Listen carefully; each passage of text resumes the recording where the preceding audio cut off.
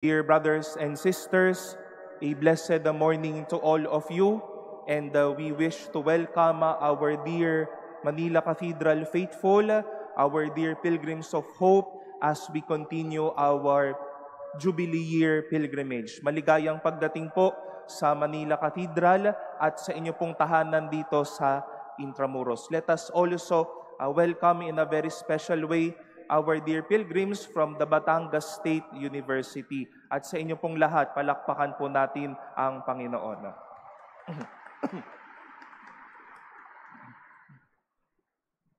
When we were still seminarians, part of our curriculum during our seminary formation is to study Latin. Latin is one of the languages in Europe. Latin is used during the Mass and in the documents of the Church. Para lang din ho yung mag-aaral tayo ng Ingles, ng kung ano-ano pang mga lengguwahe, that may come so boring. Meron pong ginawa yung aming pong teacher na pare to make the subject matter in a way interactive. At ganito po ang ginawa niya sa amin. Suppose that our class is 15. At sa simula po ng klase namin, we were asked to set our chairs around the classroom. And we were aligned or seated alphabetically ordered. Bautista po ako, kaya lagi naman akong nasa unahan. At magtatanong ho siya, doon muna tayo, kapag tumama ka ng iyong sagot, then you will advance a seat higher. Medyo madugo-dugo kapag tinanong, kunyari si surname with C, hindi nakasagot si D, hindi nakasagot si E, and then F will answer. Kaya ilang upuan ho yung iaangat niya? 3. Doon naman ho tayo kapag hindi nakasagot. And it is obvious to what will happen. If you were not able to answer, you go down a seat lower. At mas masahol uli, kapag hindi ka nakasagot ng medyo matagal-tagal na o malayo-layo na, naku, mas malayo din ang iyong ibababa. At madalas po, it happens that sometimes the brightest of the class comes last and the one appears to be, in a way, hindi medyo kinakaya yung subject matter, goes or advances to a higher chair. Siguro pagka nai-imagine po ninyo, baka sumasakit ang inyong dibdib, Ako ang pinakamatalino dito, dapat I claim my seat. Not for you, little ones, but this is my seat. But the experience taught us, the lesson taught us, is that indeed there will be someone who will be exalted or who will go up, but some will also be asked to go down. And my dear sisters and brothers, this is a fact in Christian life and to all of us following Jesus when He said, "For everyone who exalts himself will be humbled, but the one who humbles himself will be exalted." It is part of our Christian life that some will be exalted, some will also be asked to humble themselves. At ano nga bang magandang gagawin kapag nakaranas tayo, kapag tayo'y tinawag na umangat o ipagbunyi o mabunyi sa buhay na ito? I hope we were able to listen attentively to the words of Sarah.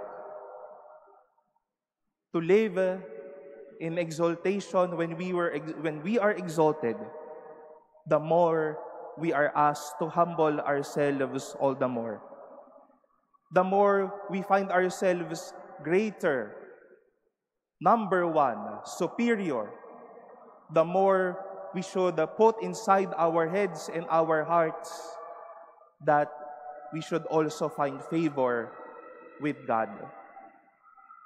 Dahil ito yung madalas na mali kapag ka ipinagbubunyi ang isang tao o kapag ka inaangat ang isang tao. Yung umangat, akala mo wala nang nakitang pinanggalingan. Yung umangat, yumabang na. Yung umangat, akala mo sinong umasta. Yung umangat, wala nang tinitignan sa baba. But that should not be so for us following Jesus.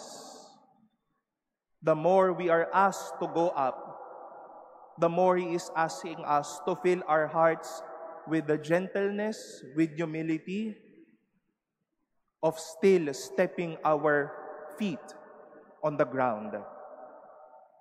But then, it is not always people, our very selves, exalted. Hindi naman po laging nasa taas tayo o kaya nasa limelight ang buhay. But we also face the fact that sometimes we are asked to be humbled. And take note, the translators use the word humbled, not taken off dignity, not downgraded, but humbled. Hindi naman lagi tayong nakaangat, tuturuan din tayong dumapa. Humility means humus, soil, to keep our faces, our very selves grounded on soil. Humbled. Madalas so sinasabi natin, I am humbled by this experience in life. Devastated, disappointed, learned from people. I am humbled sometimes from my learnings or experiences with the young ones. I am humbled when people corrected me. I am humbled when people would assist me. At maganda pong bagay at magandang kalooban na kapag ka ibinababa naman din tayo, patuloy din ang kapakumbabaan sa ating puso. Hindi ibig sabihin na tayo'y ibinababa, winawalang bahala tayo. Kunyari po dun sa aming pong karanasan, the more you step down of the chair, the more is asked of you to study well. Marahil kapag ibinababa tayo, tinuturuan din tayong umayos. Life is asking us to form ourselves. God is also asking us to renew our lives when we are asked to humble ourselves. And we see the common denominator when we are exalted or when we are humbled. Both of them are schools of humility. Kapag kami mga inaangat na tao, at may mga ibinababa, parehas po yung karanasan ng pagpapakumbaba. Mag-ingat-ingat ho tayo, baka kapag inangat tayo, akala mo, pinapantay na natin ang sarili sa level ng pagka-Diyos. But all the more we are asked to bow down, to be in gratitude for God lifting us up. And when also time comes, when the Lord asks us to humble ourselves, it is not for us to experience that our dignity is taken off, we are saddened, we are misfortune. But every experience of humility, of bowing down, of being humbled, is also an embrace to what will make me better, to what will make me feel graced. Umiikot po ang bola at ang mundo. Minsan na nasa taas tayo, minsan na nasa ibaba tayo. These two will be schools of hope, of humility.